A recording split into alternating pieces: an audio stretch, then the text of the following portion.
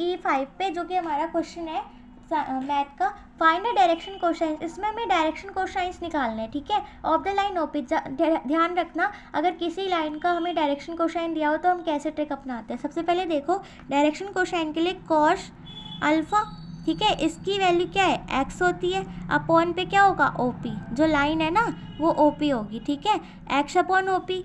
फिर cos alpha के बाद कॉस बीटा, बीटा की वैल्यू क्या होगी, X upon Y upon OP, ठीक है। फिर कॉस अल्फा बीटा थीटा, और कॉस थीटा की वैल्यू होगी जेड अपॉन ओपी। अगर हमें ये दोनों वैल्यूज़ मिल जाए, हम पुट कर देंगे तो इनकी वैल्यूज़ निकल जाएगी। उसके लिए हम कौन सा फॉर्मूला अपनाते हैं, डिस्टेंस फॉर्मूला। कौन सा, bye using distance formula, okay.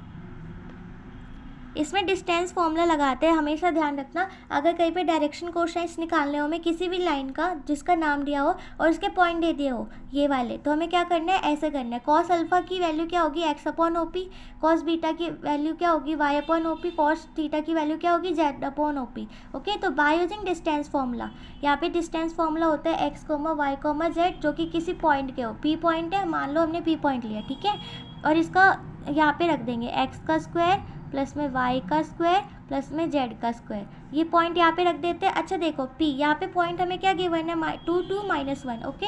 तो यहाँ पे हम लिख देते हैं 2, -1 इज इक्वल्स टू, यहाँ पे अंडर रूट, यहाँ पे एक्स की वैल्यू क्या है, 2 है तो 2 का स्क्वायर, प्लस में वाई की वैल्यू क्या है, 2 है तो 2 का स्क्वायर, प्लस में जेड की वैल्यू क्या है, -1 तो -1 का स्क्वायर। अब ये हो गया, 2 का स्क्वायर क्या हुआ, पहले अंडर रूट, फिर 2 का स्क्वायर क्या हुआ 4, प्लस में 2 का स्क्वायर क्या हुआ 4, फिर -1 का स्क्वायर क्या हुआ 1, ठीक है। अब इन्हें प्लस कर दो, क्या आएगा 4 4 8 + 1 9, अंडर रूट 9 जो होता है उसको खोला तो हमने तो 3 आ गया हमारे पास, तो इसकी वैल्यू क्या आ गई, 3 आ गई। अब इनकी पॉइंट्स, इसकी वैल्यू क्या आ गई हमारे पास, 3 आ गई, ओके। अब 3 हम पुट कर देंगे यहाँ पर। देखो ओपी की जो वैल्यू आई है वो हमारी 3 आई है, तो ओपी की वैल्यू हम क्या कर देंगे, 3 पुट कर देंगे। और एक्स की वैल्यू क्या दे रखी है हमको, यहाँ पे 2 दे रखी है, तो 2/3। कॉस अल्फा की वैल्यू हमारे पास डायरेक्शन कोसाइन आ गया, कॉस बीटा का ये आ गया डायरेक्शन कोसाइन। या ओपी की वैल्यू हमने अभी निकाली, क्या है 3, तो यहाँ पे हमने 3 पुट करा। और वाई की वैल्यू क्या है यहाँ पे 2, तो 2, इन दोनों की वैल्यू तो देखो सेम आई है। देन यहाँ पे ओपी की वैल्यू अभी हमने डिस्टेंस फॉर्मूला से निकाली, देखो क्या है 3, तो यहाँ पे हमने 3 लिखा। और जेड की वैल्यू क्या है -1, तो यहाँ पे -1 लिखा। आई होप आपको समझ आया, वो बहुत ईजी क्वेश्चन है, ये बहुत ऐसे आते हैं क्वेश्चन, ओके। अच्छा आपको एक और दिखाती हूँ मैं, रुक जाओ, इसका एक और क्वेश्चन है, आप करके दिखाना मेरे को, ठीक है। ये वाला क्वेश्चन है, देखो यहाँ पे क्या दे रखा, find the direction cosines of the line which passes through the origin of the point P. ये है, यहाँ पे भी cos alpha x upon OP है, क्योंकि हमें यहाँ पे ओपी लाइन दे रखी है, and cos beta Y upon OP है, cos theta equals to Z upon OP.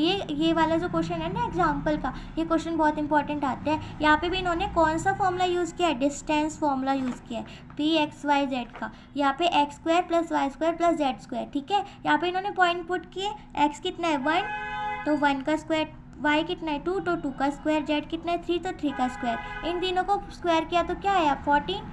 14 के बाद देखो अब यहाँ 14 आया, तो नीचे अल्फ़ा एक्स यहाँ पे क्या आएगा 14, ऊपर क्या है 1, तो 1/14। अल्फ़ा बीटा के लिए नीचे क्या पॉइंट निकल के आया √14, तो √14 ऊपर क्या आएगा 2/14। ऐसे नीचे अल्फ़ा थीटा के लिए ओपी की वैल्यू क्या है 14 √14, और ऊपर जेड की वैल्यू क्या है आपकी, जेड की वैल्यू यहाँ पे 3, तो 3/14। आई होप ये तीनों आपको समझ आ गए हो। बहुत इजी क्वेश्चन है, ये क्वेश्चन बहुत इजी है, ऐसे क्वेश्चन आते हैं, ठीक है। तो ये वाला कर लेना प्रैक्टिस, ठीक है, होमवर्क में। आई होप आपको समझ आ रहा हो इस क्वेश्चन को, ठीक है। अब नेक्स्ट क्वेश्चन करेंगे हम नेक्स्ट वीडियो में।